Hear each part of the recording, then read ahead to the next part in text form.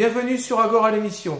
Cette semaine, nous vous proposons de revenir sur deux activités au Centre social Chanteclair. L'exposition Le Tour du Monde en 45 photos par deux jeunes médiolanais.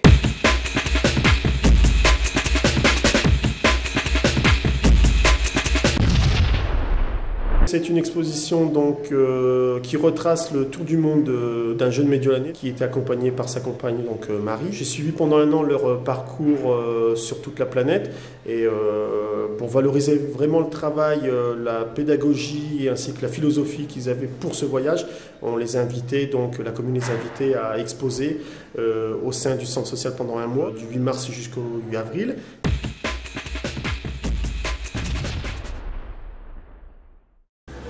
Oui, alors Jonathan Breton, j'habitais à Saint-Nicolas et on rentre d'un tour du monde et en train d'un tour du monde l'année dernière. Et Marie-Laurent. Marie-Laurent, voilà. Moi j'habite un petit peu plus loin, mais on est tous les deux originaires de la région. Le tour du monde, ça s'est décidé comment? Bonne question. C'était une envie qu'on avait toujours en nous depuis longtemps. Et puis un beau jour, on a eu l'occasion soit d'évoluer professionnellement, soit de partir, vraiment de tout lâcher. Et puis le choix s'est fait comme ça. On a eu l'étincelle. On s'est dit si on doit partir, c'est maintenant ou jamais. Donc voilà. En disant qu'on a été poussé par un reportage à la télé, pour être honnête. Un reportage à la télé, c'est vrai. Une émission à la télé sur la Mongolie où Jonathan a eu le déclic, s'est dit non mais là il faut qu'on connaisse ça nous aussi, donc ça nous a fait réfléchir un petit peu, puis un jour on a décidé d'y aller. Et qu'est-ce que ça vous a amené ce tour du monde?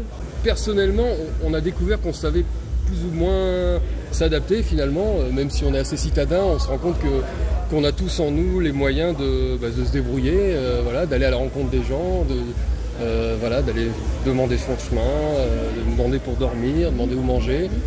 C'est pas des choses qu'on fait quotidiennement dans la vie de tous les jours. Donc ça rassure, quoi. On se sent déjà un petit peu plus autonome, plus indépendant. Et puis évidemment la culture, rencontrer des personnes d'autres religions, d'autres cultures qui ont complètement des valeurs, des principes, des concepts complètement différents des nôtres. Ça ouvre l'esprit. Et quel pays vous avez le plus marqué? Si on a eu un gros coup de cœur pour la Papouasie. Ouais, quand même.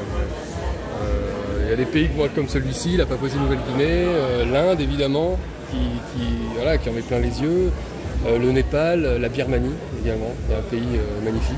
Voilà.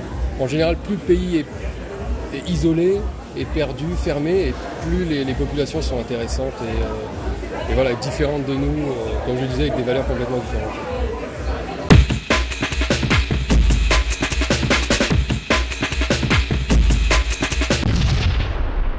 Je fais de la vannerie, notamment ici un atelier en osier vivant, donc l'osier qu'on plante en terre et qui va repartir en végétation au printemps. Donc en ce moment on termine les dernières plantations.